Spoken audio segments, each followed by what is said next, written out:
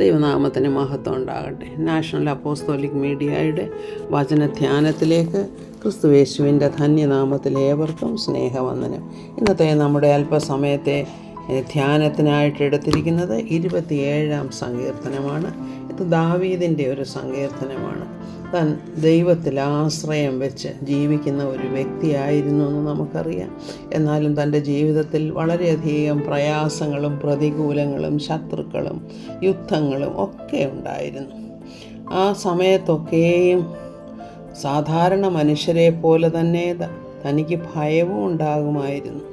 എന്നാൽ തന്നെ എങ്ങനെയാണ് ആ ഭയത്തിൽ നിന്നും താൻ തന്നെ വിടുവിച്ചത് എന്ന് നമുക്കൊരു ഉദാഹരണമായിട്ടാണ് ഈ സങ്കീർത്തനം നിൽക്കുന്നത്. തന്നിൽ തന്നെ ആശ്രയിക്കുന്നതെന്ന് പറയുമ്പോൾ യഹോവയിൽ പൂർണ്ണമായി ആശ്രയം വയ്ക്കുക എന്നുള്ളതാണ്.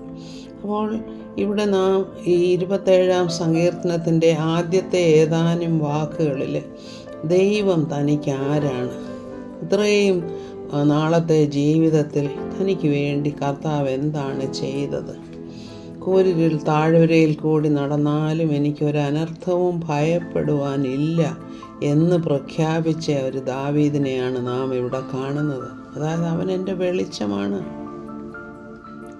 അവൻ എൻ്റെ രക്ഷയാണ്, പിന്നെ ഞാൻ എന്തിനാണ് ഭയപ്പെടുന്നത്?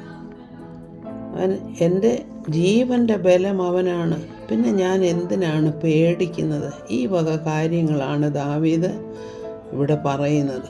അപ്പോൾ പറയുന്നു, അനേക ശത്രുക്കൾ എൻ്റെ നേരെ എൻ്റെ മാംസം തിന്നാൻ വന്നാൽ പോലും എനിക്ക് ഭയപ്പെടേണ്ട കാര്യമില്ല. കാരണം എനിക്ക് വേണ്ടി യുദ്ധം ചെയ്യുന്ന ഒരു ദൈവമാണ് എന്നോട് കൂടെയുള്ളത്. എൻ്റെ ദൈവം, അവൻ്റെ മുഖത്തെ ഞാൻ അന്വേഷിക്കുമ്പോൾ ഞാൻ എൻ്റെ ജീവിതത്തിൽ സമാധാനം കണ്ടെത്തുകയാണ്, ആശ്വാസം കണ്ടെത്തുകയാണ്. അതാണ് ഞാൻ അവൻ്റെ മുഖത്തേക്ക് നോക്കി അവൻ്റെ മനോഹരത്വം കാണുന്നു എന്ന് പറയുമ്പോൾ, അവൻ്റെ മനോഹരത്വം എന്ന് വെച്ചാൽ അവൻ്റെ ആ ഗുണഗണങ്ങൾ, അതാണ് ദൈവം ആരാണെന്ന് മനസ്സിലാക്കുകയാണ്. അപ്പോൾ ദൈവത്തിൻ്റെ ഗുണങ്ങൾ എന്തെല്ലാമാണ്? പ്രധാനമായിട്ടുമുള്ളത് അവൻ്റെ വലിയ കരുണയും ഭക്തന്മാരോടുള്ള അവൻ്റെ വാത്സല്യവും, കർത്താവ് കാണിക്കുന്ന കരുതലും സംരക്ഷണവും, ഇതൊക്കെ അനുഭവിച്ചുകൊണ്ട് ജീവിച്ച ഒരു ദാവീദാണ് ഈ പറയുന്നത്. തൻ്റെ ജീവിതത്തിൻ്റെ അനുഭവത്തിലെ സാക്ഷ്യമായിട്ടാണ് ഈ ഏതാനും വാക്യങ്ങൾ ഇവിടെ നാം വായിക്കുന്നത്. അതായത് അനേക അനർത്ഥ ദിവസങ്ങളുണ്ടായിട്ടുണ്ട് തൻ്റെ ജീവിതത്തിൽ. അപ്പോഴൊക്കെയും താൻ എവിടെയാണ് അഭയം തേടിയത്? അവൻ്റെ കൂടാരത്തിൽ, എന്ന് വെച്ചാൽ അവനിലുള്ള വിശ്വാസത്തിലാണ്. കാരണം ജീവിത അനുഭവങ്ങളിൽ പല വിധത്തിലുള്ള പ്രതികൂലങ്ങൾ ഉണ്ടായിട്ടുണ്ടെങ്കിലും അവിടെയെല്ലാം തനിക്ക് സംരക്ഷണമായിരുന്നത് തൻ്റെ ദൈവമാണ്. കർത്താവാണ് ദാവീദിനു വേണ്ടി യുദ്ധം ചെയ്തത്, ശത്രുക്കളിൽ നിന്നും വിടുവിച്ചത്. അപ്പോൾ പിന്നെ എന്തിനാണ് പേടിക്കുന്നത് എന്ന് സ്വയം തന്നെത്താനെ പറഞ്ഞ് ശക്തീകരിക്കുന്ന ഒരു ദാവീദിനെയാണ് നാം ഇവിടെ കാണുന്നത്. അപ്പോൾ ഇത് തന്നെ ആയിരിക്കണം നമ്മുടെ ജീവിതത്തിലും ധാരാളം പ്രയാസങ്ങളുണ്ട്, ദുഃഖങ്ങളുണ്ട്, പ്രതികൂലങ്ങളുണ്ട്, ശത്രുക്കളുണ്ട്. പണ്ടത്തെ പോലെയുള്ള യുദ്ധമോ അങ്ങനെയുള്ള യുദ്ധങ്ങളല്ലല്ലോ ഇന്നുള്ളത്. ഇപ്പോൾ എന്ത് യുദ്ധങ്ങളാണ്? പ്രതികൂല സാഹചര്യങ്ങൾ നമ്മെക്കുറിച്ച് പലവിധമായ പ്രതീക്ഷകൾ നമുക്ക് തന്നെ ഉണ്ടെങ്കിലും ആ പ്രതീക്ഷകൾ ചിലപ്പോഴൊന്നും സാധിക്കാതെ നാം നിരാശപ്പെട്ടു പോകുന്ന അനുഭവങ്ങളുണ്ട്. ഈ അനുഭവത്തിലും എവിടേക്കാണ് നാം നോക്കേണ്ടതെന്നാണ് ദാവീദ് പറയുന്നത്. അപ്പോൾ ഇന്നത്തെ കാലത്ത് ധാരാളം മോട്ടിവേഷണൽ ടോക്സ് ഉണ്ട്. മോട്ടിവേഷണൽ ടോക്സ് എന്ന് പറഞ്ഞാൽ എന്താണ്?